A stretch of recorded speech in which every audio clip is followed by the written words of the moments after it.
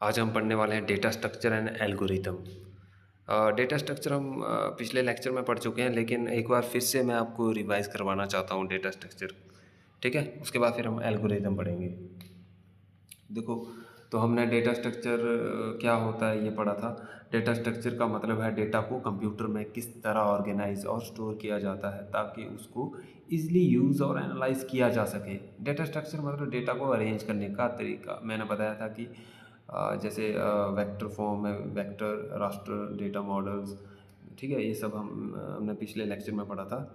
तो देखिए, एक एग्जांपल मैं बताता हूँ आपको। सिंपल एग्जांपल से अगर हम समझें, मान लो आपके पास स्टूडेंट्स की इन्फॉर्मेशन है। ओके, नेम है, कोई स्टूडेंट के नाम नाम है राहुल है, जैसे अर्जुन है, तो उनकी एज है जैसे 22 है, मार्क्स उसके 80 मार्क्स आते हैं। और जो अर्जुन है उसकी 21 एज है और उसके मार्क्स जो है 75 हैं। तो ये एक टेबल फॉर्मेट है जिसमें डेटा ऑर्गेनाइज्ड है, इसको ही डेटा स्ट्रक्चर कहते हैं। तो इस तरह से, तो यही तो है, मतलब डेटा स्ट्रक्चर जैसे टेबल फॉर्मेट में आपको बताया। लेकिन जीआईएस में हम जो समझने वाले हैं जीआईएस डेटा स्ट्रक्चर। तो देखिए, जीआईएस का जो डेटा स्ट्रक्चर है अगर आप समझें, जीआईएस में हम डेटा स्ट्रक्चर को दो तरह से स्टोर करते हैं, है ना। मैंने बताया था वेक्टर डेटा स्ट्रक्चर क्या होता है। तो दो तरह से स्टोर करते हैं, मतलब पहला जो है वेक्टर डेटा स्ट्रक्चर है, सेकंड है आपका रास्टर डेटा। तो हम ये पढ़ चुके हैं कि वेक्टर डेटा क्या होता है, पॉइंट लाइन पॉलीगन में रिप्रेजेंट करते हैं, है ना। तो जैसे कोई इलेक्ट्रिक पोल होगा तो उसको पॉइंट में करेंगे, रोड होगा तो लाइन में करेंगे, बिल्डिंग है तो पॉलीगन में करेंगे, या कोई भी आपका लेक्स हो गई तो उनको भी हम पॉलीगन से ही करते हैं। तो रास्टर डेटा स्ट्रक्चर भी हमने पढ़ा था, इसमें डेटा ग्रिड सेल पिक्सल में स्टोर करते हैं। एक पिक्सल, देखिए, एक इमेज लेते हैं आप तो उसमें बहुत सारे पिक्सल्स होते हैं, ठीक है, हज़ारों लाखों में पिक्सल्स होते हैं। तो जैसे मान लीजिए आप एक पिक्सल की बात करते हैं तो उसमें आपकी कोई वैल्यू आ गई स्टोर की उसने, फॉरेस्ट की। सेकंड पिक्सल है वाटर, थर्ड पिक्सल है अर्बन। ये एग्जांपल के लिए मैं समझा रहा हूँ, ठीक है। तो एक सैटेलाइट इमेज हो गई, ठीक है, वो क्या है आपका रास्टर डेटा स्ट्रक्चर है। तो वेक्टर डेटा स्ट्रक्चर के टाइप्स होते हैं, जैसे स्पाक्ती स्ट्रक्चर, स्पाक्ती मॉडल्स या टोपोलॉजिकल, ठीक है। तो ये इसके टाइप्स हैं। तो स्पाक्ती क्या है, ये सब अगर आपको डिटेल में चाहिए होगा तो मुझे कमेंट में बताना आप, ठीक है। तो मैं इसके लिए भी अलग से वीडियो बनाऊंगा आपके लिए।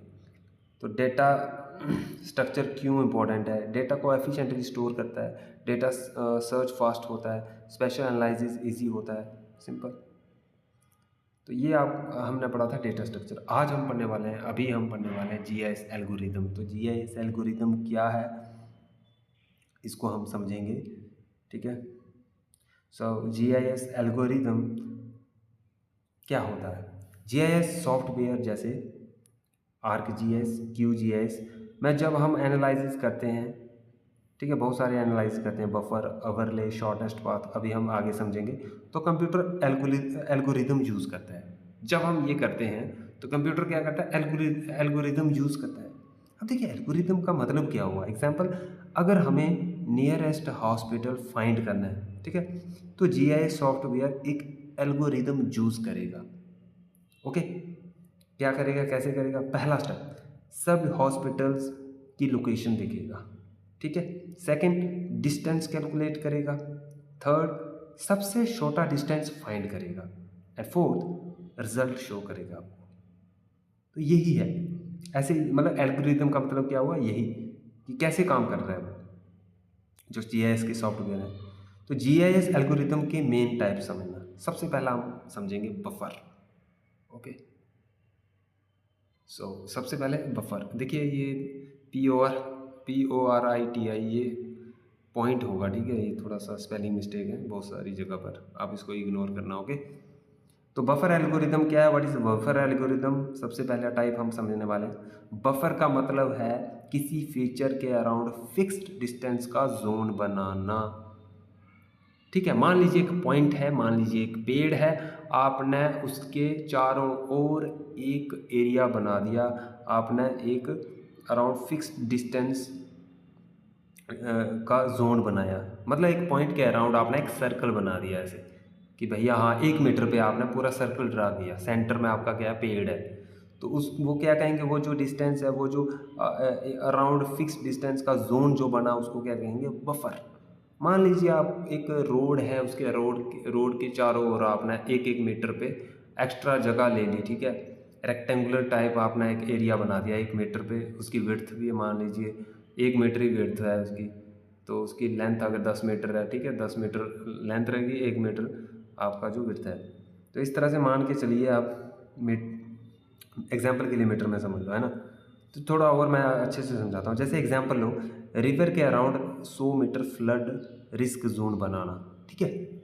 रिवर के अराउंड कितना, 100 मीटर पे, हाँ भैया ये फ्लड जोन है, क्योंकि जब बारिश होती है तो बारिश का पानी आपका ज़रूरी नहीं है उसे रिवर तक रहेगी, वो कुछ एरिया कुछ डिस्टेंस वो और कवर करता है। तो ऐसे हम फ्लड रिस्क जोन बनाना 100 मीटर पर। एल्गोरिदम स्टेप क्या होंगे आप समझना। फीचर सेलेक्ट किया, क्या फीचर है, रिवर। सेकंड, डिस्टेंस डिफाइन करो, हाँ डिफाइन क्या किया, 100 मीटर पे हमने वो कर दिया, ठीक है। उसको उसका बफर बना दिया ऐसे बोलें तो। जीएस हर डायरेक्शन में इक्वल डिस्टेंस कैलकुलेट करता है। तो ये बोल रहा है कि जीएस हर डायरेक्शन में इक्वल डिस्टेंस कैलकुलेट करता है, एक सर्कुलर पॉलीगन जोन क्रिएट करता है, ठीक है। अगर एक पॉइंट सॉरी लाइन की बात हो रही है तो वो कैसे बफर बनाएगा।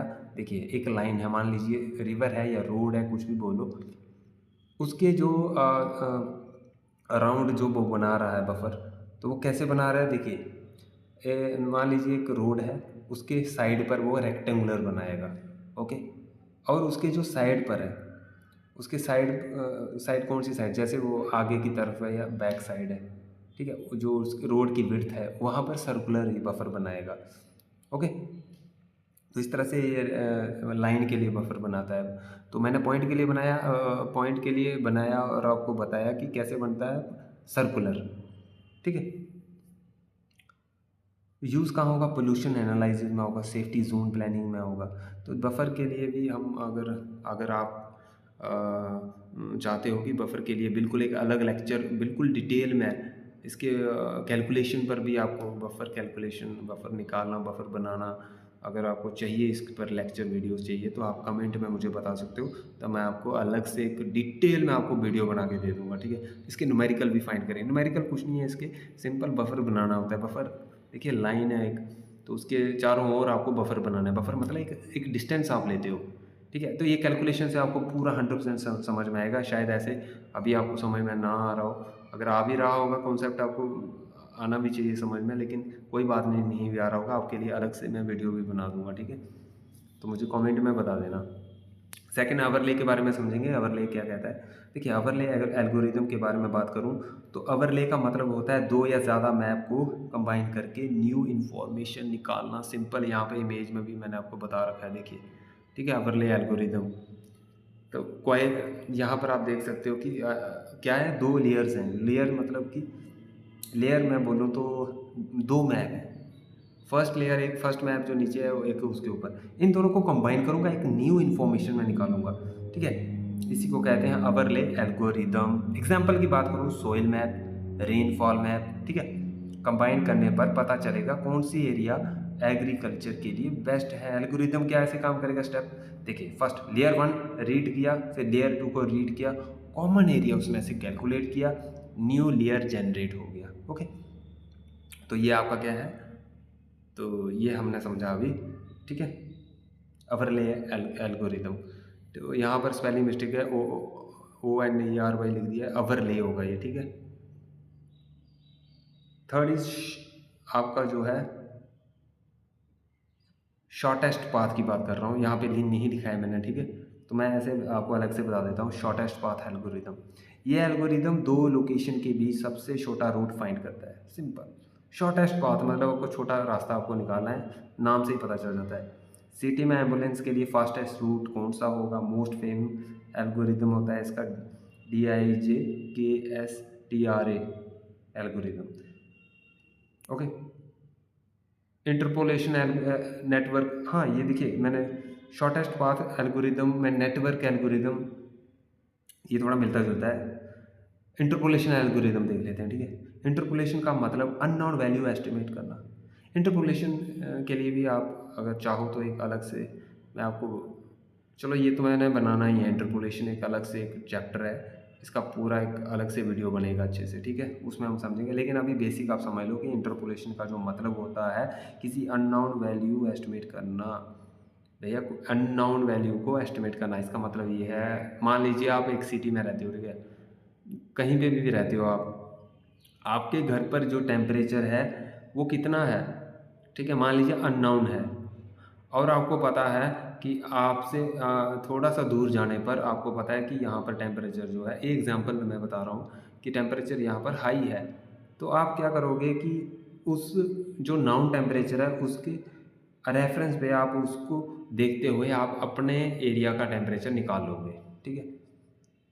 अननोन वैल्यू एस्टिमेट करना, यानी कि जो वैल्यू आपको पता नहीं है उसको एस्टिमेट कर दिया, लेकिन कैसे किया, किसी एक अननोन वैल्यू जो हमें पता थी पहले से, हाँ भाई यहाँ पर इतना है, तो उसी को देखते हुए यहाँ पे देखो एग्जांपल मैं लेता हूँ, एक और एग्जांपल बताता हूँ अच्छे से। अगर कुछ स्टेशन पर रेनफॉल डेटा है तो जीआईएस एल्गोरिदम यूज़ करके पूरे एरिया का रेनफॉल मैप बनाया जाता है, ठीक है। तो ये ऐसे ही काम करेगा। तो कॉमन इंटरपोलेशन मेथड्स, बहुत सारे मेथड्स हैं वैसे, जो मेन है वो है आईडीडब्ल्यू है और क्रीगिंग हो गया, जैसे इन्वर्स डिस्टेंस वेटिंग, ये काफ़ी इंपॉर्टेंट है, ठीक है। तो इसको भी हम डिटेल में समझेंगे, इसका कैलकुलेशन है, इसका न्यूमेरिकल है, इसके बहुत सारे क्वेश्चंस बनते हैं, ठीक है, हम अलग से डिटेल में हम समझेंगे इसको। सो एक और मैं बताने वाला हूँ, जैसे क्लासिफिकेशन के बारे में हम बात करें, क्लासिफिकेशन एल्गोरिदम। ये एल्गोरिदम सैटेलाइट इमेज के पिक्सल को क्लासीफाई करता है। एग्जांपल, सैटेलाइट इमेज को डिवाइड करना, ओके, जैसे वाटर, फॉरेस्ट, अर्बन एरिया, इनको डिवाइड कर दिया। तो एग्जांपल सैटेलाइट लैंडसैट 8 होती है, उसमें ये होता है।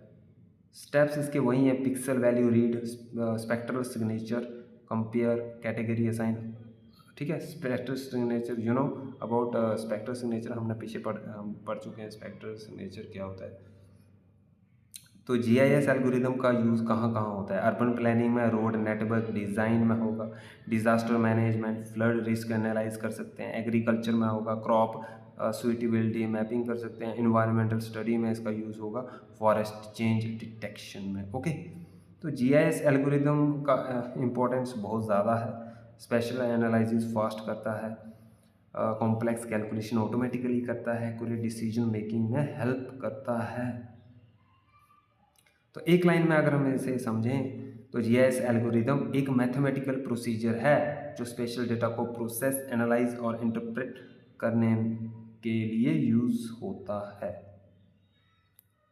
ओके। तो ये एल्गोरिदम के बारे में था, ठीक है। नेक्स्ट हम इसके ये जो बफर एल्गोरिदम, ये ओवरले है, नेटवर्क एल्गोरिदम है, इंटरपोलेशन एल्गोरिदम है, इसके बारे में डिटेल में अगर आपको वीडियो चाहिए होगी तो मैं आपको आगे प्रोवाइड कर दूंगा। इंटरपोलेशन के बारे में तो बनाना ही है, ठीक है, नेटवर्क के बारे में भी बना सकता हूँ मैं, ठीक है। आप कमेंट में बता देना मुझे अगर आपको डिटेल में चाहिए होगी।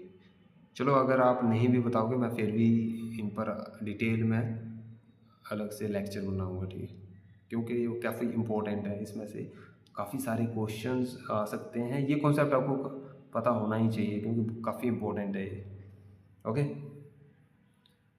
सो आज के लिए इतना ही, थैंक यू।